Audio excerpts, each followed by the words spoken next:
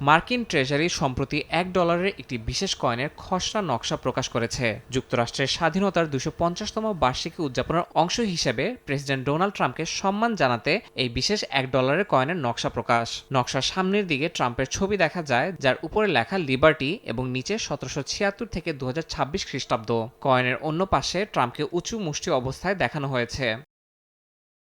মার্কিন treasurer Brandon বিচের সামাজিক যোগাযোগ মাধ্যম এক্সে প্রকাশিত পোস্টের মাধ্যমে প্রথমবার খসড়া নকশার ছবি শেয়ার করা হয়। পরে ট্রেজারি অফিসও এটি আনুষ্ঠানিকভাবে প্রকাশ করে। কয়েনের ছবিটি তুলেছিলেন এপির সাংবাদিক ইভান ভুচি, যা 2024 সালের জুলাইয়ে ট্রাম্পের উপর হামলার পর তোলা হয়। মুদ্রায় জীবিত মানুষের ছবি রাখা সংক্রান্ত যুক্তরাষ্ট্রের বিদ্যমান আইনে কোনো অনুমোদন নেই। তবে ট্রেজারির বক্তব্য, এই খসড়া নকশা প্রথমবারের মতো দেশের ইতিহাস ও গণতন্ত্রের শক্তিশালী প্রতিফলন।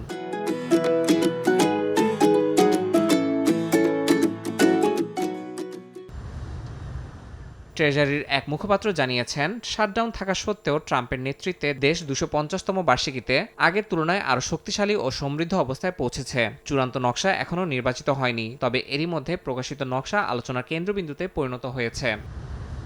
ইয়াসিন মোহাম্মদ জিসান, সময় সংবাদ।